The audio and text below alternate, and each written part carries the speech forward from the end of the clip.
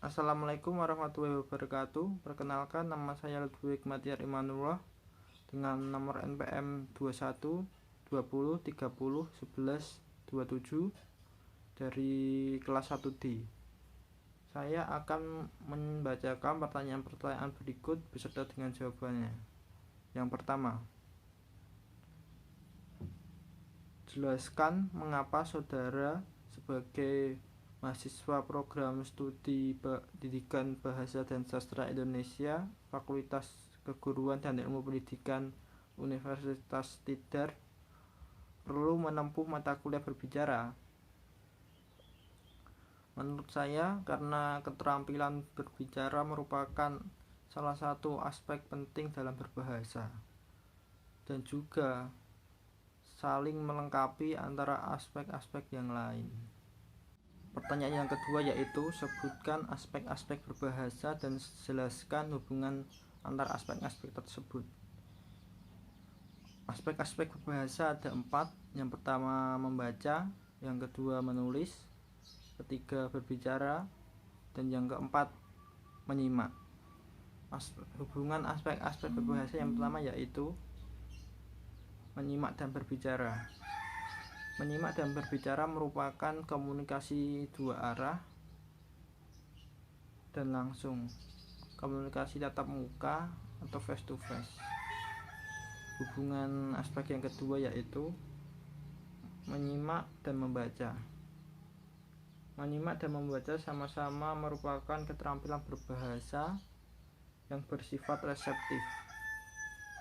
Menyimak berkaitan dengan penggunaan bahasa ragam lisan, sedangkan membaca merupakan aktivitas berbahasa ragam tulis. Dan yang ketiga yaitu menyimak dan menulis. Menyimak dan menulis merupakan aktivitas berbahasa di mana keterampilan menyimak bersifat reseptif dan menulis bersifat produktif. Antara menyimak dan menulis menumbuhkan kreativitas untuk menulis hasil simakan yang diperoleh dan dituangkan dalam suatu karya. Contohnya seperti puisi, cerpen, prosa, dan lain-lain. Yang keempat, membaca dan menulis. Membaca dan menulis merupakan aktivitas berbahasa ragam tulis. Menulis adalah kegiatan berbahasa yang bersifat produktif, sedangkan membaca adalah kegiatan yang bersifat reseptif. Contohnya adalah seorang penulis yang menyampaikan gagasan, perasaan, atau informasi dalam bentuk tulisannya. Sebaliknya, seorang pembaca mencoba memahami informasi atau gagasan atau perasaan yang disajikan dalam bentuk tulisan tersebut. Yang kelima, menulis dan berbicara. Berbicara dan menulis merupakan kegiatan berbahasa yang bersifat produktif. Berbicara merupakan kegiatan ragam lisan, sedangkan menulis merupakan kegiatan berbahasa ragam tulis. Menulis pada umumnya merupakan kegiatan berbahasa tak langsung, sedangkan berbicara merupakan kegiatan berbahasa yang bersifat langsung. Berbicara pada hakikatnya merupakan suatu proses komunikasi yang dalam proses itu terjadi pemindahan pesan dari satu pihak ke pihak yang lain. Pesan yang akan disampaikan kepada komunikan lebih dulu diubah ke dalam simbol-simbol yang dipahami oleh kedua belah pihak. Pertanyaan yang ketiga, sebutkan serta jelaskan prinsip umum berbicara. Yang pertama, perlu adanya 2 orang atau lebih. Jadi berbicara perlu 2 orang atau lebih. Yang kedua, mempergunakan suatu sandi linguistik yang dipahami bersama agar tidak terjadi kesalahpahaman nantinya antara kedua belah pihak. Yang ketiga, menerima atau mengikuti suatu daerah tertentu. Yang keempat, merupakan suara pertukaran antar partisipasi, adanya memberi dan menerima. Yang satu memberi, yang satu menerima, atau sebaliknya. menghubungkan setiap pembicaraan dengan yang lainnya dan kepada lingkungannya dengan segera. Dan yang terakhir, berhubungan atau berkaitan dengan masalah. Yang keempat yaitu sebutkan dan jelaskan sikap pendengar yang baik dan tidak baik. Yang pendengar yang baik seharusnya dapat memberi kesempatan pada lawan bicara untuk menyampaikan gagasannya, seperti tidak memotong pembicaraan saat lawan bicara berbicara. Yang kedua, memberi kesempatan pada lawan berbicara untuk menyampaikan opininya. Jadi kita tidak boleh menolak opini dari lawan bicara kita. Fokus pada apa yang disampaikan lawan bicara. Saat lawan bicara kita berbicara, sebaiknya kita tidak melakukan kegiatan-kegiatan lain seperti bermain gawai atau asik sendiri. Selanjutnya, memahami dan merasakan posisi orang lain.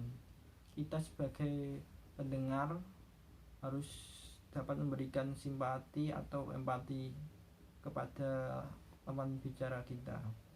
Dan yang terakhir, jangan terlalu cepat menghakimi orang lain. Kita tidak boleh terlalu cepat menghakimi orang lain karena kita belum tentu orang lain seburuk apa yang dibicarakan, atau kita harus melihat yang sebenarnya terlebih dahulu. Dan sikap pendengar yang tidak baik, yang pertama, tidak fokus dengan apa yang disampaikan, seperti bermain sendiri dan tidak memperhatikan pembicara, memotong pembicaraan. Ini sering terjadi saat lawan kita bicara. Jadi sebaiknya kita dapat menghindari sikap tersebut. Melakukan kegiatan lain seperti bermain gawai atau bermain dengan apapun di sekeliling kita. Tidak berempati. Kita sebaiknya memberikan empati atau simpati kepada pembicara saat dia menceritakan sesuatu. Pandangan kemana-mana. Saat lawan bicara, kita sebaiknya melakukan kontak mata dengan pembicara agar terkesan lebih menghormati. Dan yang terakhir, tidak memperhatikan gestur dan ekspresi lawan bicara. Ini juga sangat penting untuk menjadi pendengar yang baik. Pertanyaan yang terakhir, yang kelima, yaitu sebutkan dan jelaskan faktor-faktor yang menentukan keefektifan berbicara. Faktor-faktor tersebut ada dua. Yang pertama, faktor kebahasaan dan faktor non-kebahasaan. Yang pertama, faktor kebahasaan. Yang pertama, kita dapat melafalkan kalimat yang benar atau lafal yang benar. Yang kedua, aksentuasi atau tekanan nada. Tekanan nada juga sangat penting saat kita berbicara agar dapat memberikan atau mendengar tahu emosi kita. Pemenggalan kalimat jeda. Saat kita berbicara, setidaknya harus tahu kapan jeda atau lanjut. Diksi atau pilihan kata. Kita harus dapat memilah-milah kata yang bagus dan benar. Intonasi ada tiga, yaitu tekanan nada, tempo, dan jeda. Yang terakhir, menggunakan kalimat efektif. Menggunakan kalimat efektif sangat penting agar kita tidak bertele-tele saat menyampaikan pembicaraan. Yang berikutnya, faktor non kebahasaan. Yang pertama, sikap yang wajar, tenang, dan tidak kaku. Kita saat berbicara harus tenang, tidak kaku, dan sewajarnya saja, tidak berlebihan. Selanjutnya, pandangan harus diarahkan pada lawan bicara. Kita harus melakukan kontak mata kepada pendengar agar pendengar lebih fokus ke kita. Kesediaan menghargai pendapat orang lain. Kita juga harus dapat menerima pendapat orang lain meskipun berbeda dengan kita, dan membuat introspeksi diri. Gerak-geri dan mimik yang tepat ini juga penting untuk menyampaikan pembicaraan kita dengan lebih jelas. Kelancaran membaca dan kenyaringan membaca. Penalaran dan relevansi ini juga penting, relevan dengan pembicaraan kita. Dan penguasaan topik. Sebelum kita berbicara, kita harus menguasai topik tersebut atau setidaknya berlatih lah. Sekian dari saya. Terima kasih.